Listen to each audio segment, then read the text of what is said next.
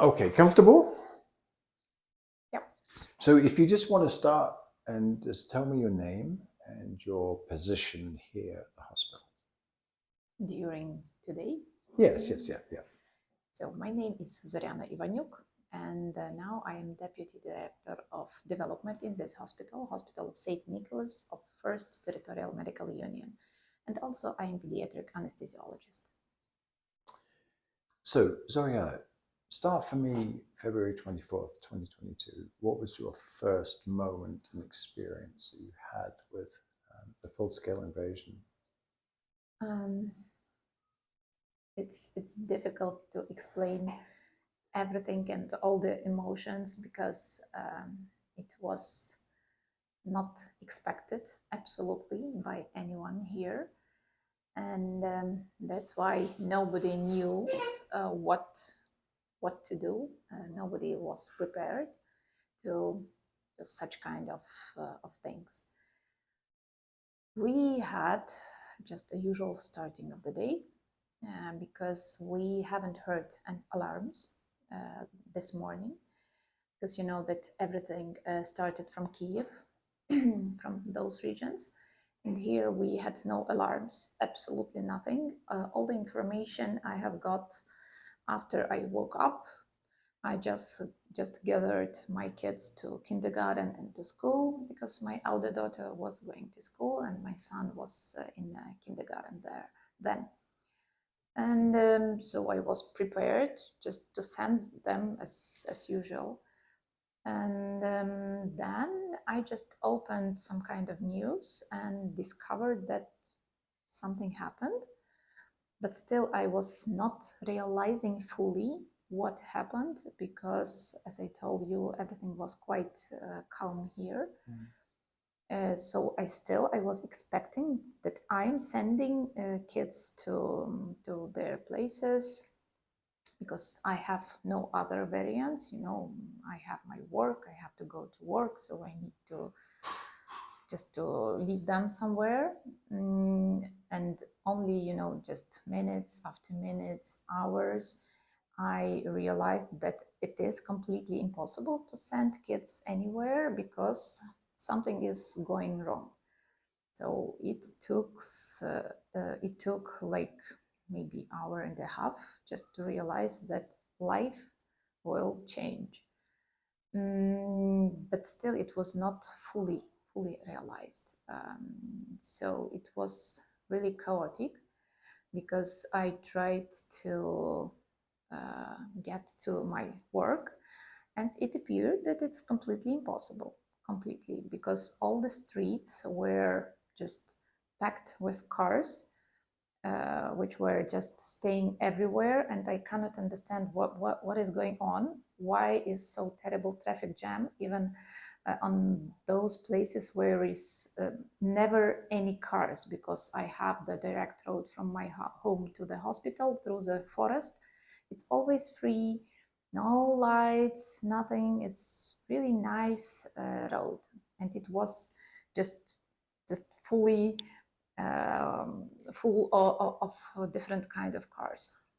And only when I stayed there maybe 2 hours, not being able to turn or do something because cars were everywhere, it appeared that that was a line to a gas station, and no chance to go anywhere else, because it was like cars, a lot of line of cars, having only one line at the road, so no chances.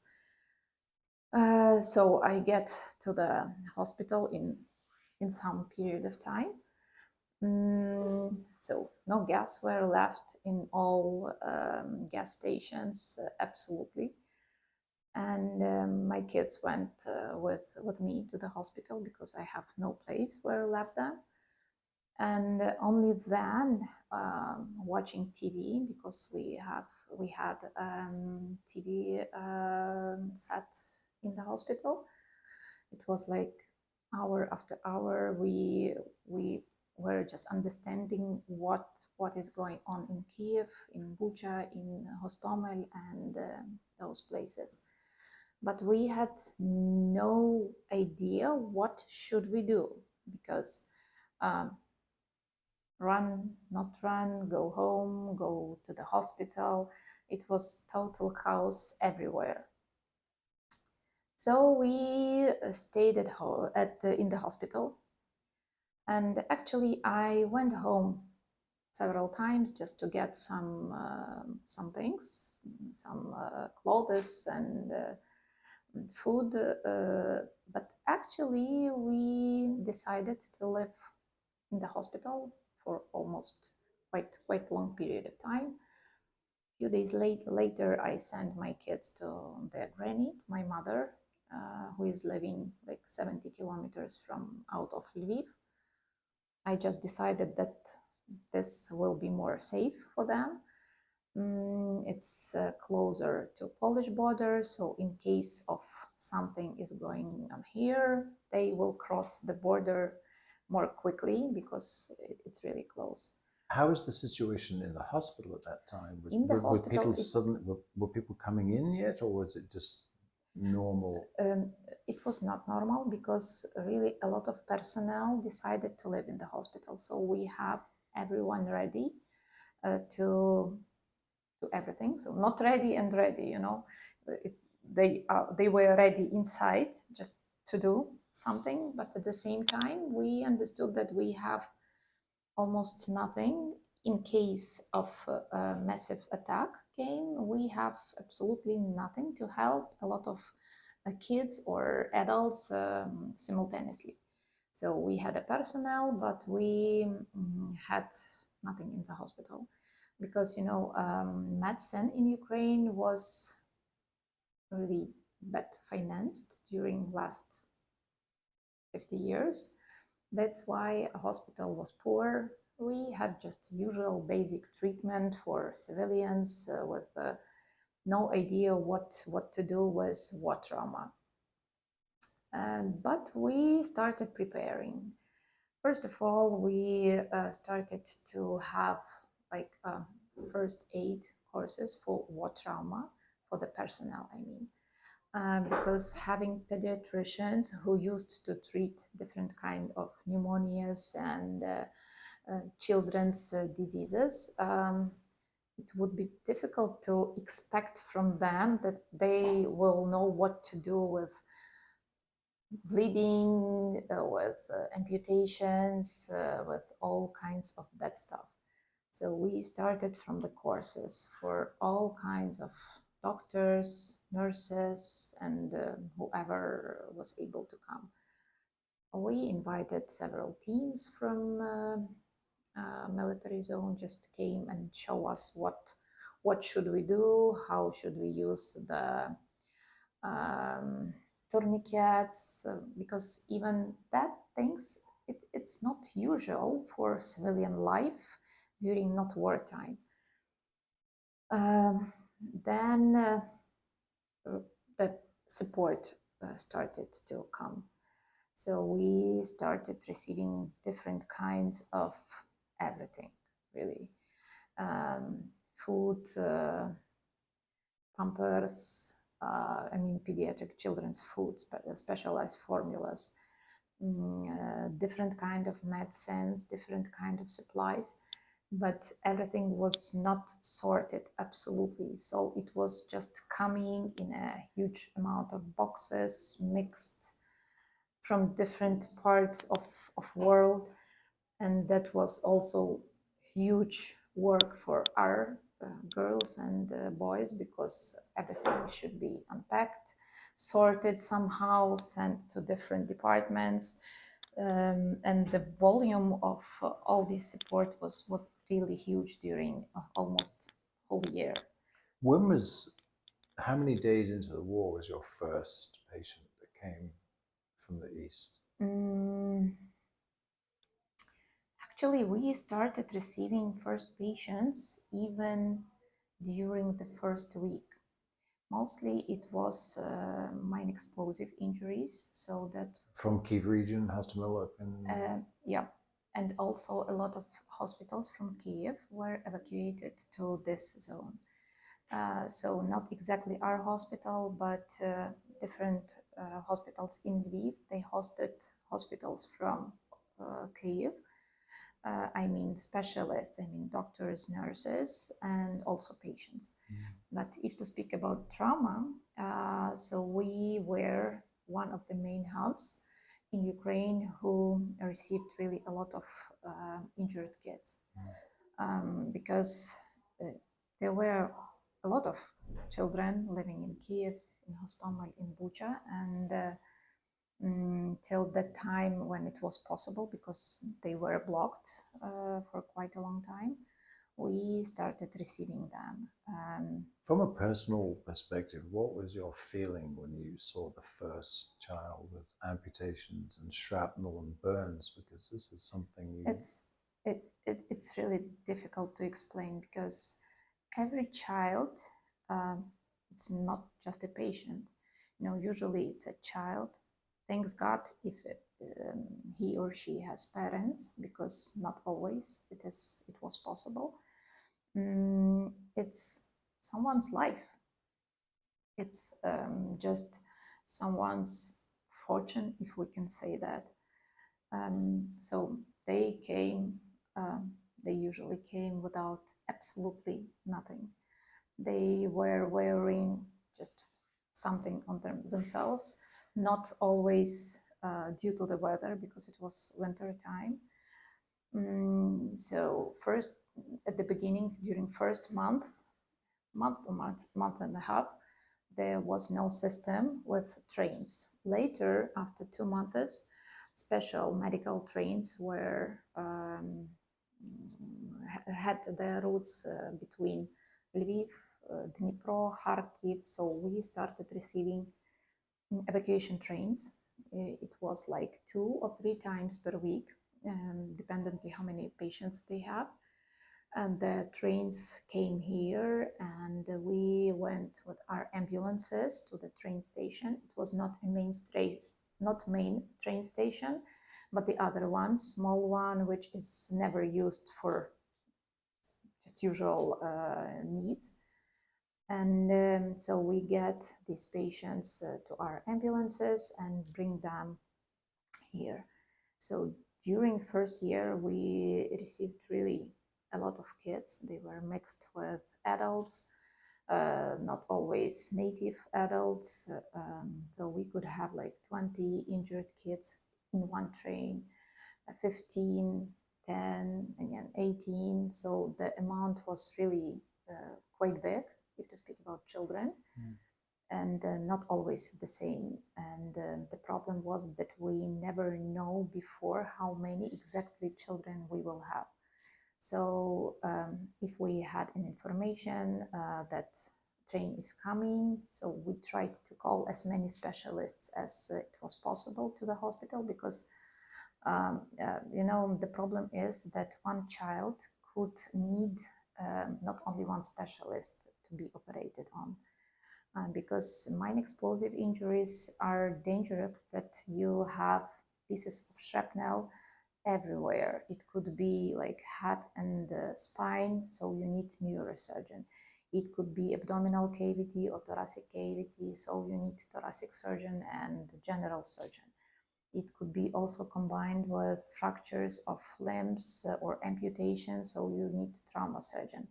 So that means that we need to gather as many different kinds of surgeons near one patient even. So that's why we really need a lot of staff here. So also nurses, nurse assistants, etc., etc.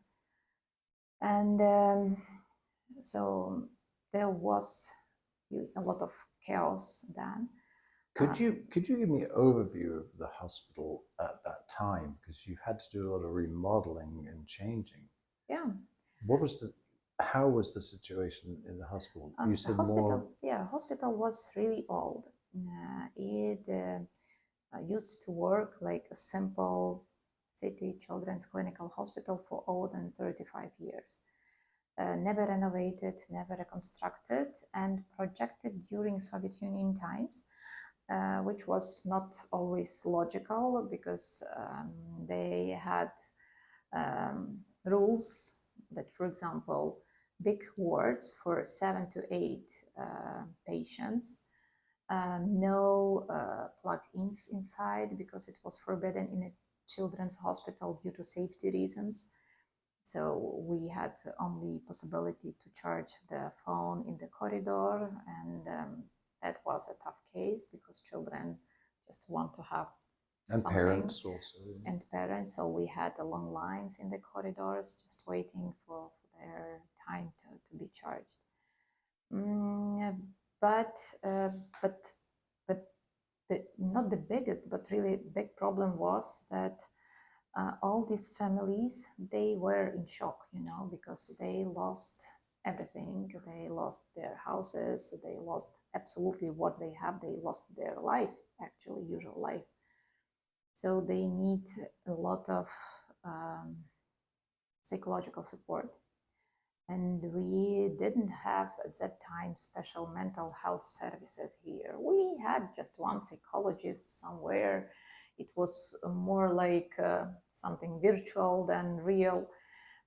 So it was really a lot of issue coming at the same time.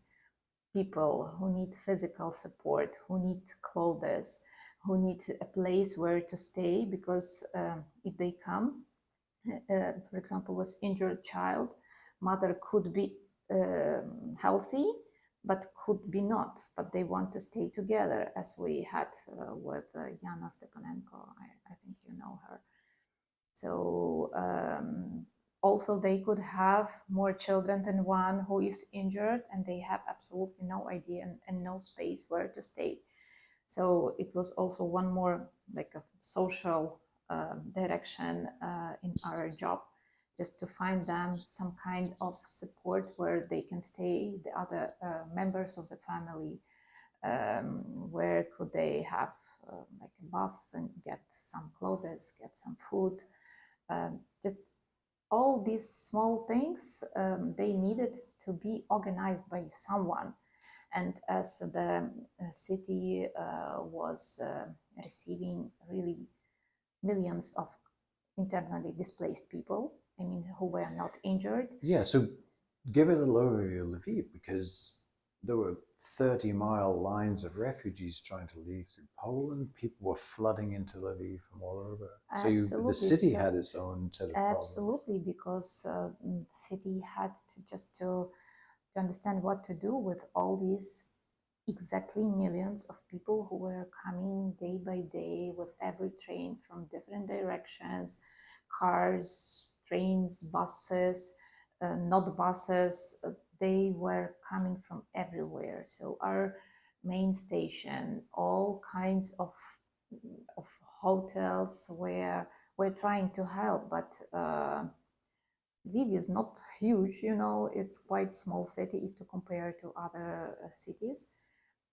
So that also some time was needed just to understand what to do with all these people, where send him, how they help them, where can they eat, where can they sleep, and really different questions. So we are trying, that's why, as we cannot have a lot of support from the city, because they had there quite a lot, we tried to help somehow all these families who were in the hospital.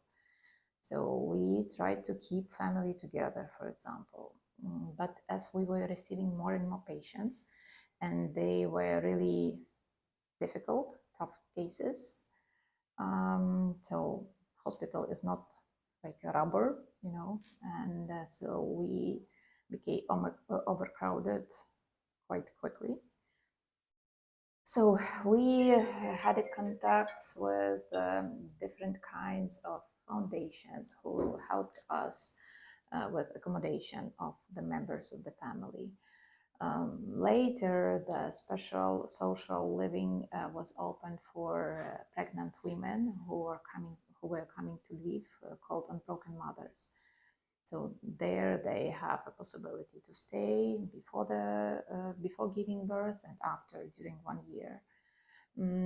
So different churches, but everything took time, because just to have these contacts, to have the system, although it's still not a system, to have an understanding what could we do, where can we send, whom can we ask about support. Everything took time. So that's why all these first months, it was really a lot of chaos, because as I tell you, no one was prepared. No one believed. From a personal perspective of how you were feeling and everyone was feeling, were you feeling under this pressure that Russia would come and you didn't know how long you guys would hold out? I mean, the city was just walled with block posts, military, and nobody knew anything at that time. Everything was at the same time. So a lot of block posts, a lot of metal things. I don't know how Czech to name hedgehogs. Yeah.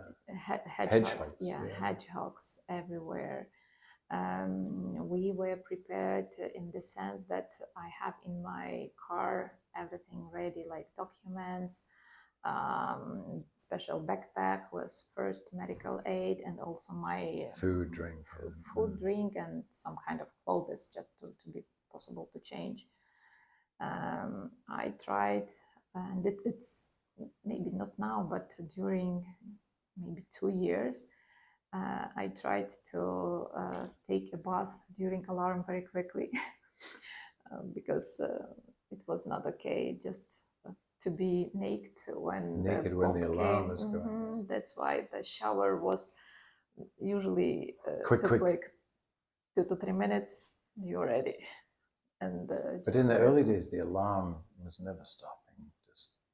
That time, yes, it was really often. And also we didn't understand that for Lviv, especially for this territory, it was impossible for Russians just to come very quickly, because we are quite far from the border with Russia.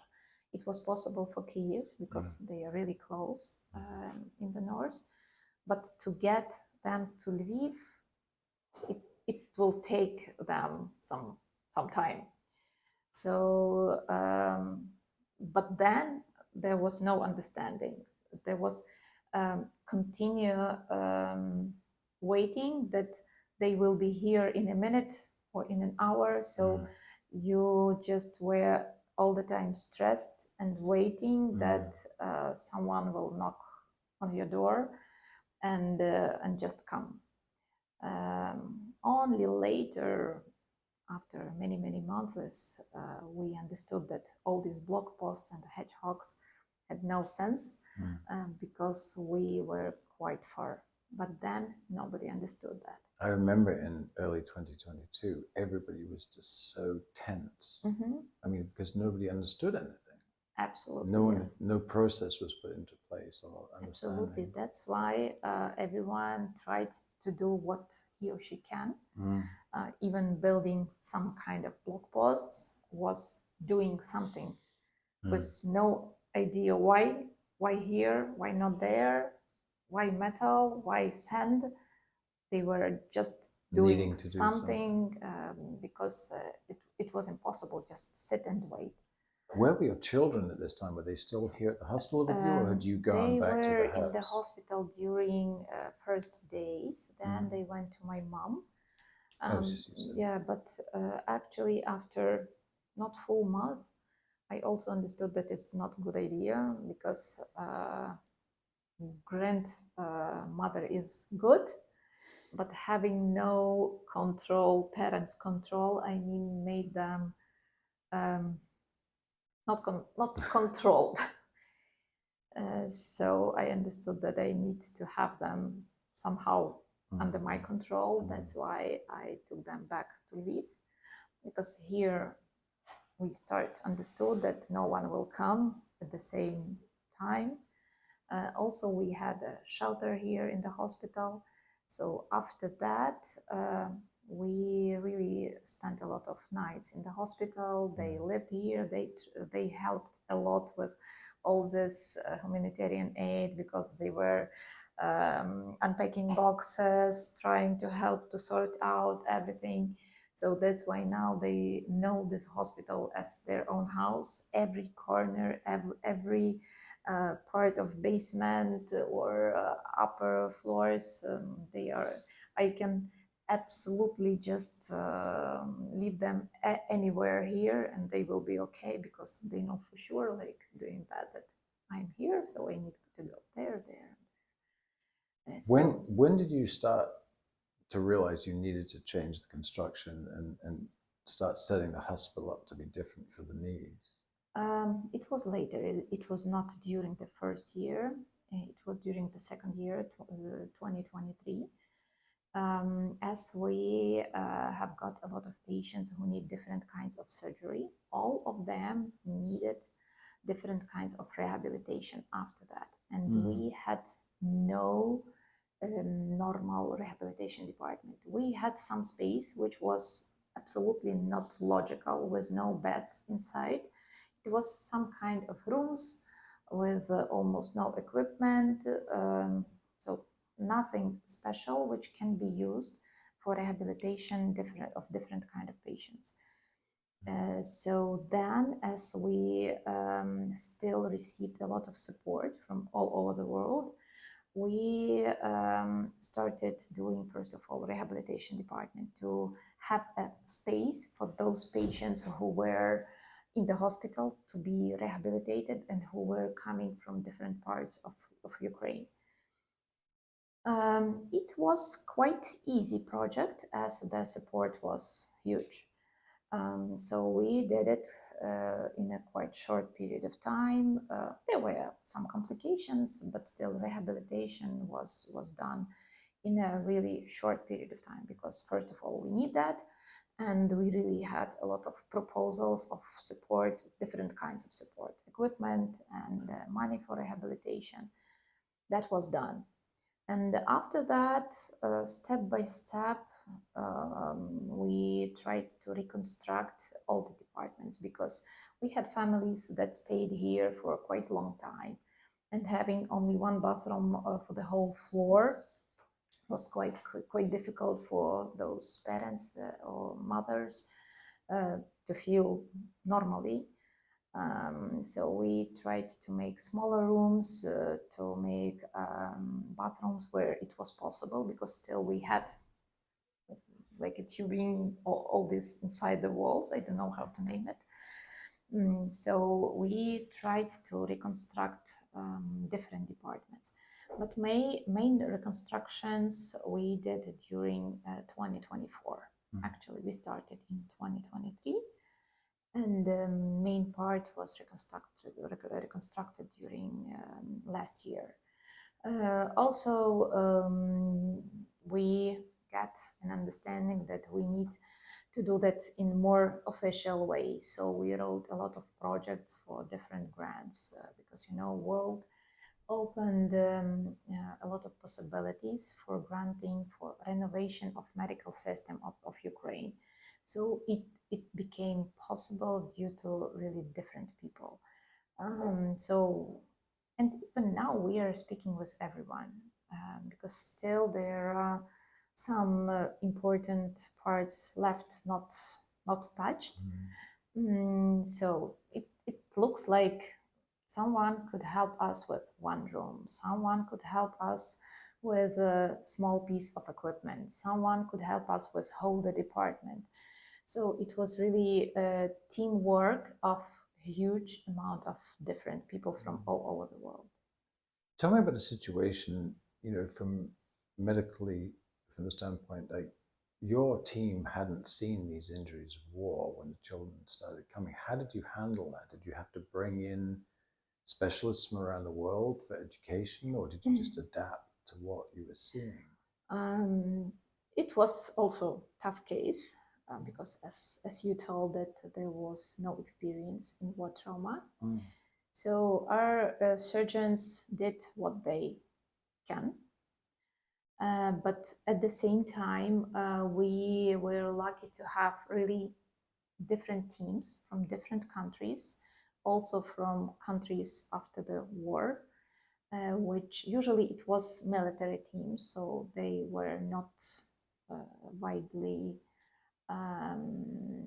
announcing about them. They just came. try to teach our surgeons what to do, how to do. They stayed here quite long periods of time. They were changing all the times, like 1 week, one team, then this team is going back, the other team is coming. So it was really good opportunity to have this school, if we can say that. And also what was good that we are medical union. So we are together with 2 adults hospital, which started receiving a lot of military injured guys. So we are only about children, and they but are. you were able to share. But we are the same medical organization. That means that we can invite in any time, day or night, we can invite adult surgeons to come here and help us with some situations that we cannot, that we are not okay with. Give us a, from a perspective of, obviously you've had so many children come through, but take Roman, for example. He arrives here, burned over 50% of his body, shrapnel, unconscious, lungs.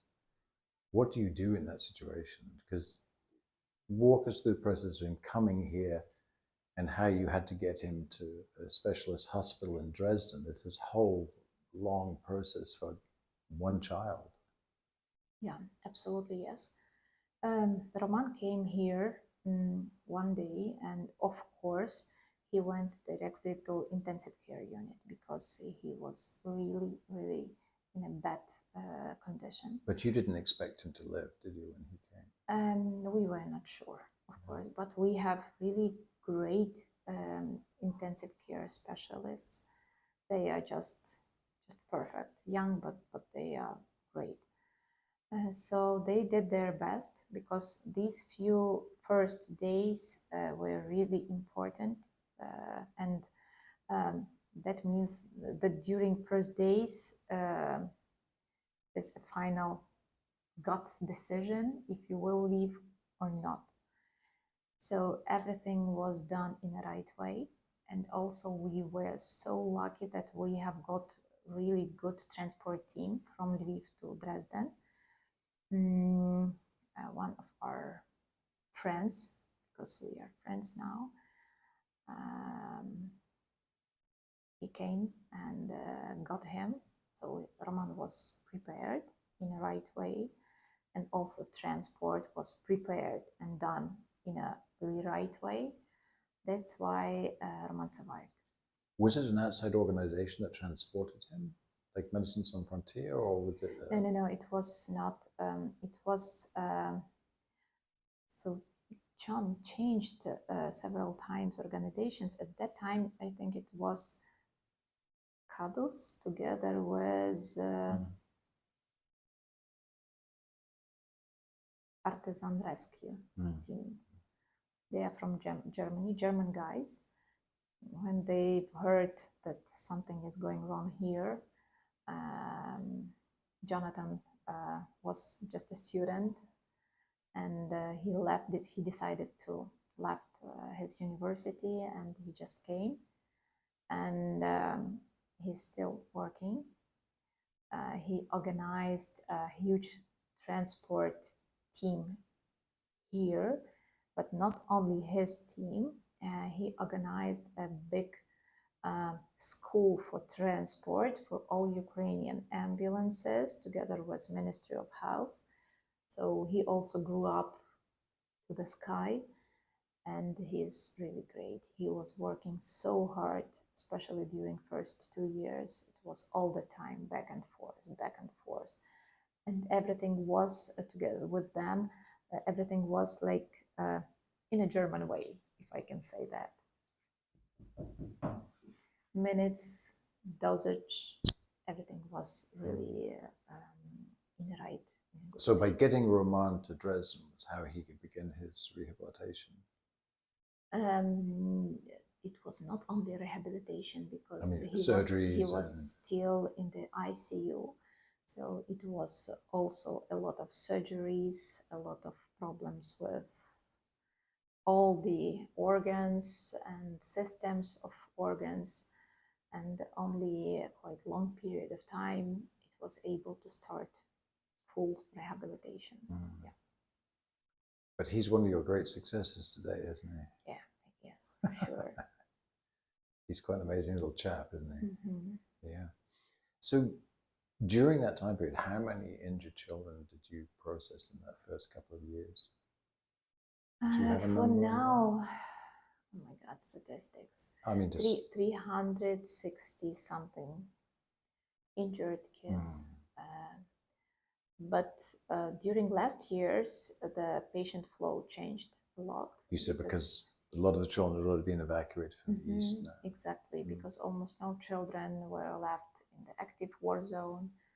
So we are still receiving a lot of adults, military and civilians, I mean our adult hospitals, but almost no injured kids are coming here. But what we see now that a lot of kids are coming here for rehabilitation with chronic diseases from east and south, I mean oncohematology, neuro-oncology. All of them are looking for their specialists because they need to be under someone's control. And hospitals in the east and the south, especially in the not occupied but near occupied territories, hospitals there are working mostly like frontline hospitals. So their management is mostly for stabilizing the patient, fix the fractures, stop the bleed, and send the patients to the western part of the country. And that's why we for plastic, I mean for step-by-step surgeries with burns.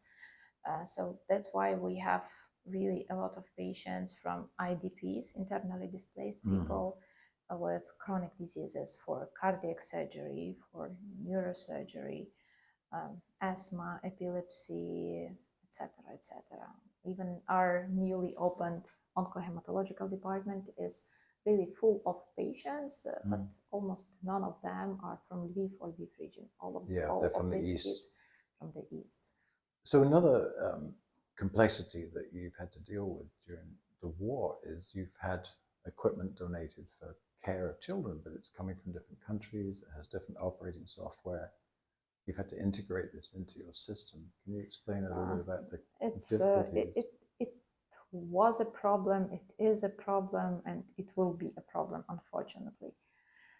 That is the problem of Ukrainian healthcare system. It's difficult for us for higher administrative, part in Ukraine understand that it's really good to have similar equipment in one place. So it was absolutely impossible during the war, just having a choice, because you don't have a choice, you have nothing, so you take what you are given. So really we had a lot of different kinds of equipment. But, for Ukrainians, it's not a problem just to learn how to use this or that. You can always ask internet or Google or someone else from where the equipment came. So it's getting not good right now when you have a lot of really different equipment and you have to find a service, you have to find goodwill guys who would agree to come and service all your equipment, because some of them needs calibration, and when this or that machine are not registered in Ukraine, so you cannot calibrate them here, you need to send them somewhere else. So, but still, it's really better to have at least something than to have nothing. That's why we are happy to have any kind of something.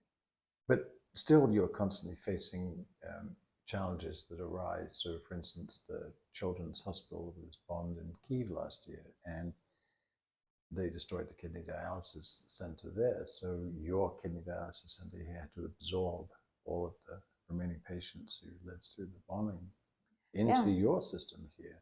Exactly. So of course we have lackage of some kind of supplies, especially and medicines, because the money, public money, I mean money from government, are mostly for like basic treatment. And we need to find a way how to buy different, more expensive or specific medicines.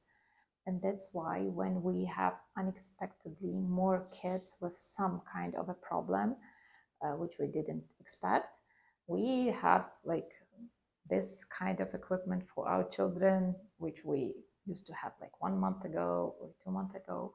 But in this case, when we received more children from Kyiv, and they are here for nobody knows how long, because actually all these patients from hemodialysis, they are waiting for kidney transplant. And you never know when you have the donor. So that's why it could be a week, it could be a month, or it could be years. Just waiting, having 2 times or 3 times per week, or sometimes even every day, have the hemodialysis. That's why it's like, you know, it's a wave. We have sometimes a problem with this different kind of And I'm sorry. okay, need some water? I should have got your bottle. Here. That's okay. Yeah. So, so you've got 24 kidney dialysis patients at the moment.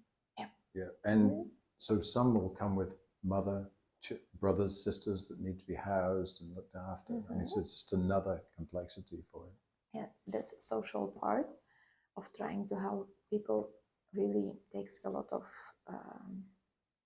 time and efforts from our side, because it's impossible just to tell them, okay, it's not our problem, you go, it's your problem.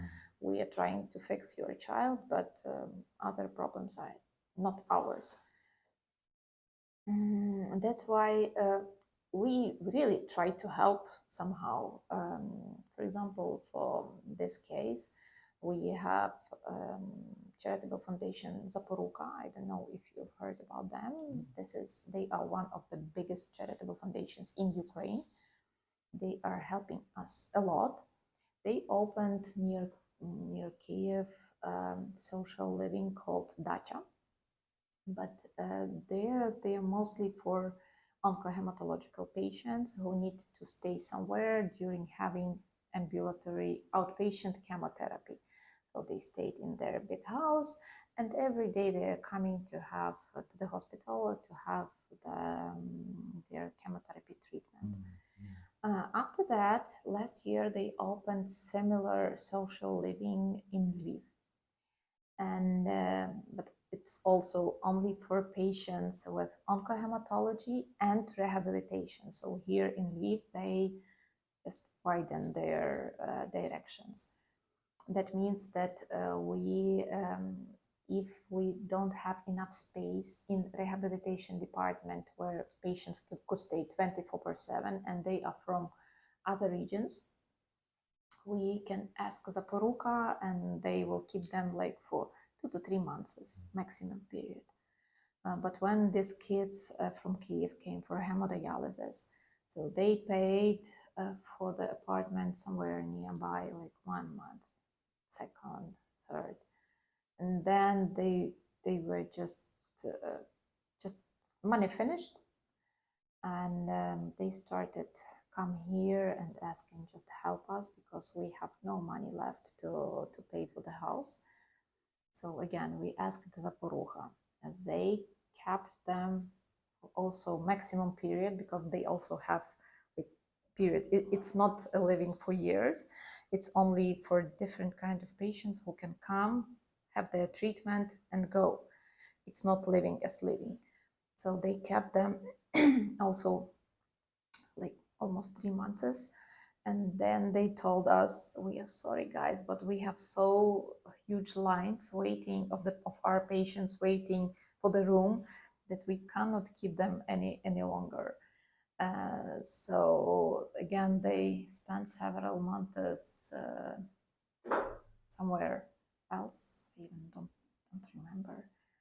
And then now we are waiting for social living, because our hospital is waiting for the opening one of the houses, like a social living for, but it's also for injured amputees, first of all, who are doing the prosthetic, all this kind of.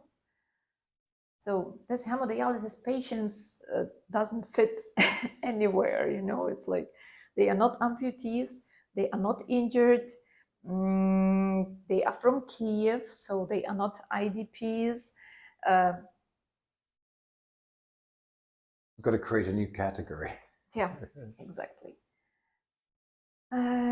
So we're 3.5 years now into the full scale, since the full scale invasion began, you know. And what are the psychological aspects of this for you, your family, your staff? I mean, what can you guys do? Can you get help? Are you getting help?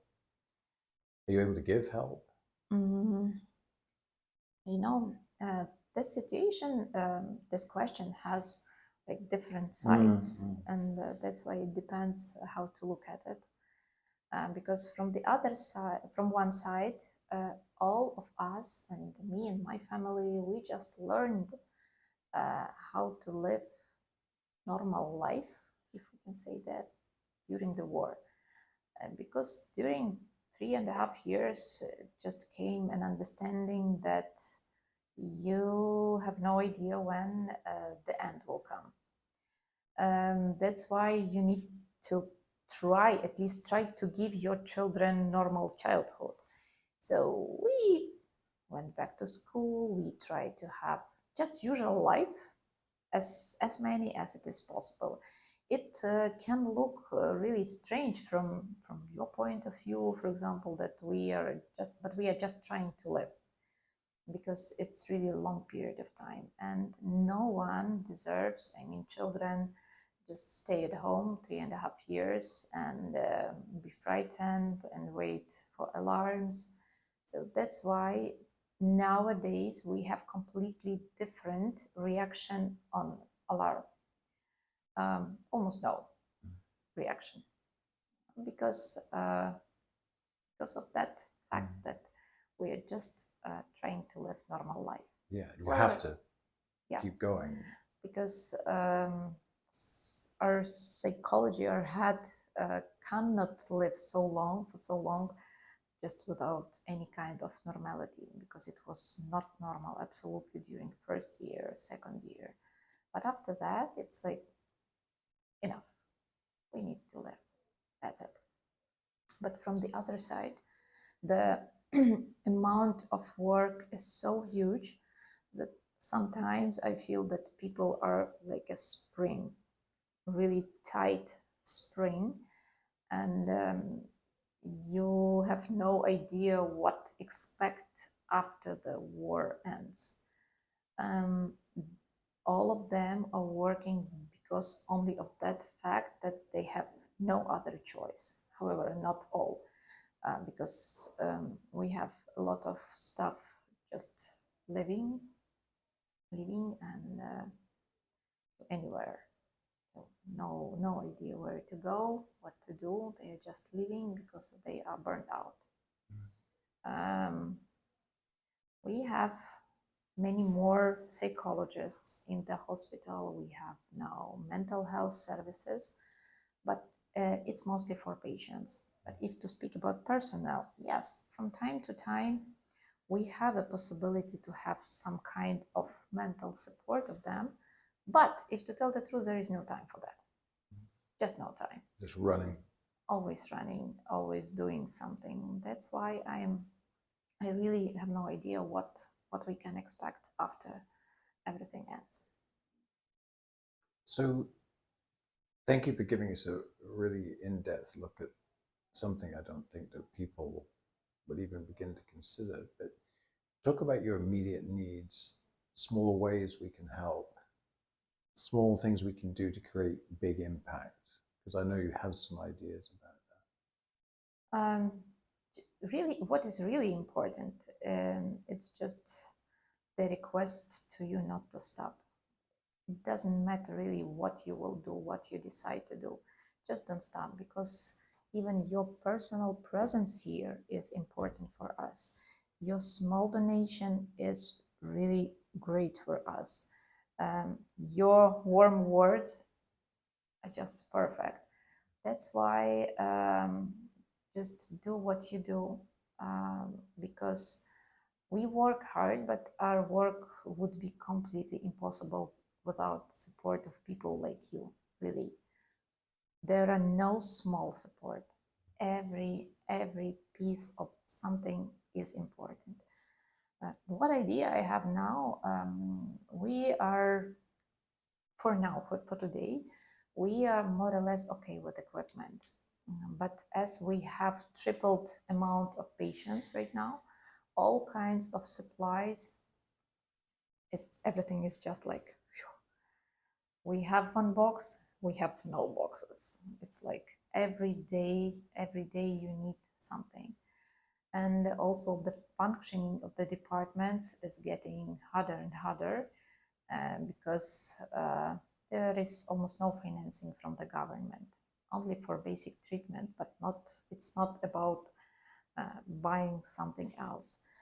That's why if it's possible to adopt for someone some small department or bigger department, it depends on what you are able to do. It would be really great.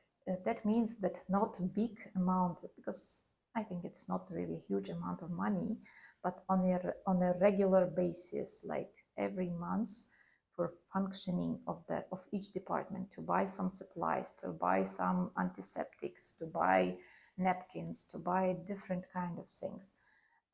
It would be really helpful.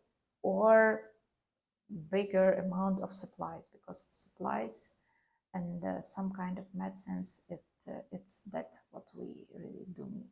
I think it's important for people to understand they can make a huge impact with a small amount of donations. Absolutely, they don't have yes. to do a great big act, because there are many small things. Absolutely, yes.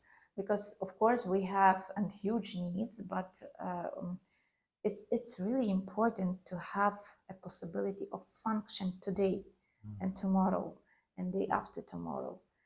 And big equipment will not give us this possibility. It's something big which gives us a possibility to treat tough patients, to diagnose some tough patients.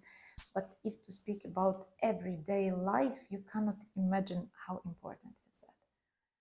Because, you know, having no small things makes also a personnel angry, because they have no gloves how to work with patients, having no gloves, and just you are in danger, because you cannot imagine what kind of infections we have.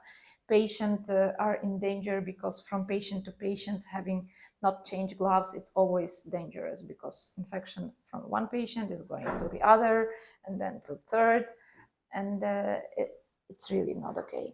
That's why really different kind of small donations, small support, it's really important.